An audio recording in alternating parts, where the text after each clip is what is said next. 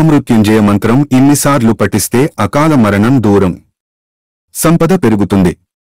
ఒక్కో మంత్రానికి ఒక్కో ప్రత్యేకత ఉంటుంది. వీటిని జపించడం ద్వారా రకరకాల ప్రయోజనాలు లభిస్తాయి. మహామృత్యుంజయ మంత్రం ప్రయోజనాలు. మహామృత్యుంజయ మంత్రం ఎప్పుడైనా జపించవచ్చు. కానీ మత గ్రంథాల ప్రకారం సూర్యోదయ సమయంలో మంత్రాన్ని పఠించడం చాలా శుభప్రదం. శివుడికి ప్రీతికరమైన సోమవారం ఈ శక్తివంతమైన మంత్రాన్ని పఠిస్తే మంచి జరుగుతుందని నమ్ముతారు. మహాశివరాత్రి రోజు, ప్రతి నెలా వచ్చే మాస శివరాత్రి రోజు ఈ మంత్రాన్ని చదివితే మరిన్ని ప్రయోజనాలు లభిస్తాయి. ఎప్పుడు చదవాలి? కొన్ని ప్రత్యేక సమయాల్లో, పరిస్థితుల్లో మహామృత్యుంజయ మంత్రం జపించడం వల్ల వెంటనే ప్రయోజనాలు కలుగుతాయి.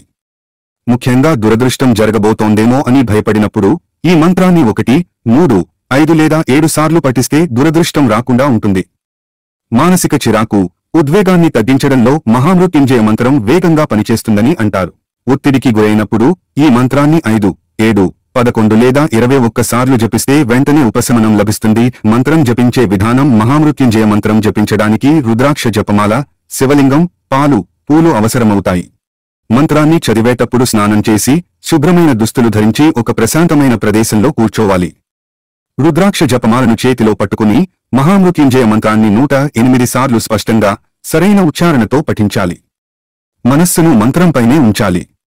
మంత్రం చదివాక శివలింగానికి పాలాభిషేకం చేసి పూలు సమర్పించాలి.